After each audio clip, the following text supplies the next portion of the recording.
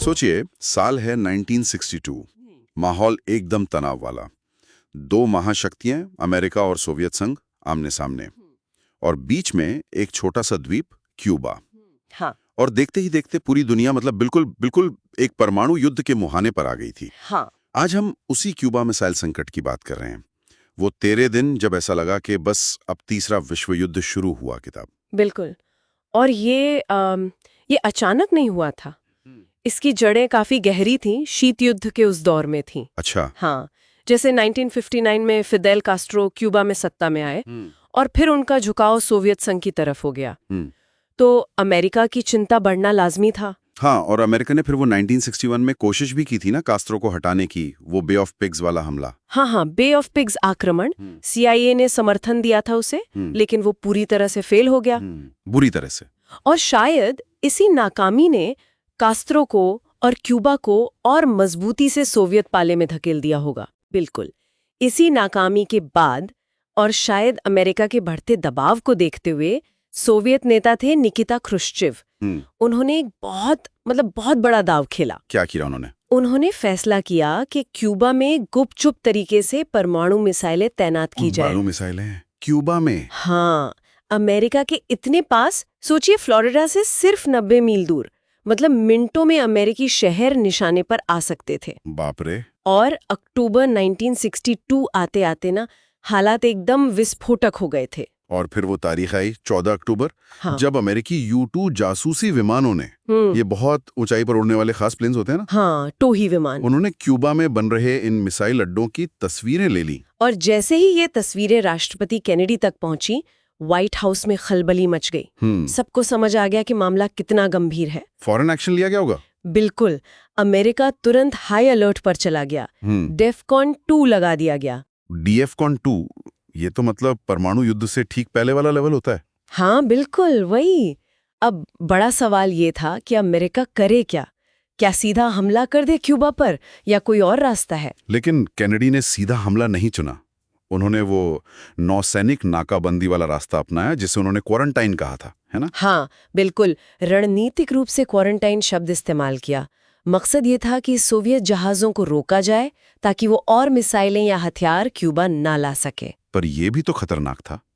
अगर सोवियत जहाज नहीं रुकते तो? बहुत खतरनाक, सीधा टकराव हो सकता था। तनाव एकदम चरम पर था।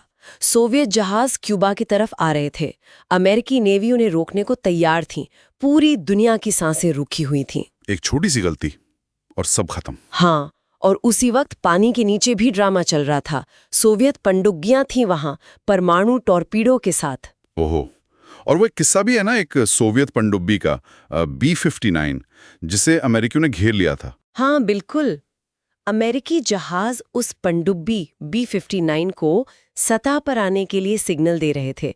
शायद कुछ डेप्थ चार्ज भी गिराए थे चेतावनी के तौर पे। अंदर पनडुब्बी में हालात इतने तनावपूर्ण हो गए थे कि कमांडर ने लगभग तय कर लिया था कि परमाणु टॉर्पीडो लॉन्च करना है। क्या बात कर रहे हैं? हाँ, लेकिन किस्मत से उस पनडुब्बी पर 3 सीनियर अफसर थे जिन्हें लॉन्च के लिए सहमत होना था।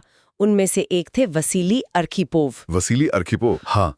उन्होंने इस फैसले का विरोध किया। उन्होंने कहा नहीं, लॉन्च नहीं करना है। उनकी वजह से वो टॉर्पीडो लॉन्च नहीं हुआ। मतलब एक अकेले आदमी ने शायद दुनिया बचा ली उस दिन। कई इतिहासकार ऐसा ही मानते हैं। ये दिखाता है कि ऐसे संकट के पलों में इंसान का संयम, उसकी सूझबूझ कितनी मायने रखती है। अविश्वसनीय। तो एक तरफ ये सब चल रहा था और दूसरी तरफ व्हाइट हाउस और क्रेमलिन के बीच, मतलब केनेडी और क्रुश्चेव के बीच पर्दे के पीछे बातचीत चल रही थी। हाँ बिल्कुल, बहुत ही तनावपूर्ण माहौल में गुप्त संदेशों का आदान प्रदान हो रहा था। भाई रॉबर्ट केनेडी की भी इसमें अहम भूमिका थी, और आखिर में यही बातचीत, यही कूटनीति काम आई। तो समझौता क्या हुआ आखिर?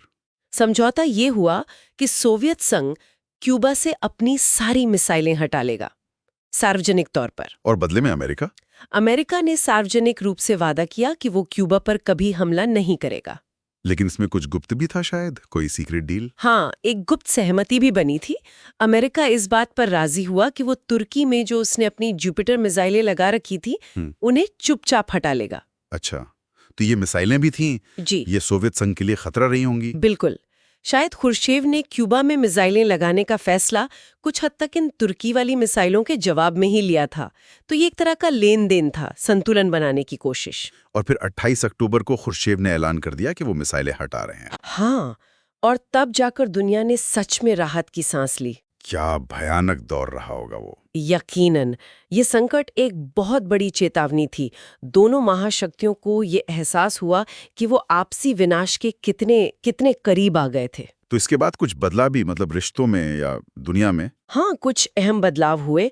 सबसे फौरी और महत्वपूर्ण था एक सीधी हॉटलाइन टेलीफोन लिंक की स्थापना वॉशिंगटन और मॉस्को के बीच। अच्छा, वो लाल फोन वाली बात। हाँ, बिल्कुल वही, ताकि भविष्य में अगर ऐसी कोई इमरजेंसी हो तो दोनों देशों के नेता सीधे बात कर सकें बिना किसी देरी या गलतफहमी के। ये तो बहुत जरूरी था। बहुत जरूरी।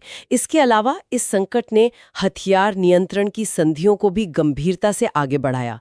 जैसे 1963 में परमाणु परीक्षण प्रतिबंध संधि हुई। तो कह सकते हैं कि ये शीत युद्ध का एक टर्निंग पॉइंट था, एक बहुत ही नाजुक मोड़। हाँ, बिल्कुल।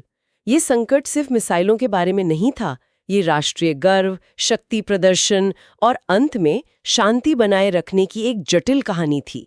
इसने ये दिखाया कि परमाणु युग में वार्तालाप और डिप्लोमेसी कितने ज्यादा जरूरी हैं, खासकर जब हालात इतने बिगड़ चुके हों। और ये सोचने पर मजबूर करता है कि आज की दुनिया में भी, जहां मतलब इन्फॉर्मेशन और मिस इन्फॉर्मेशन इतनी तेजी से फैलती है, कहीं वही गर्व, वही गलतफहमियां हमें फिर से किसी ऐसे ही खतरनाक मोड़ पर तो नहीं ले जा सकती। सही बात है।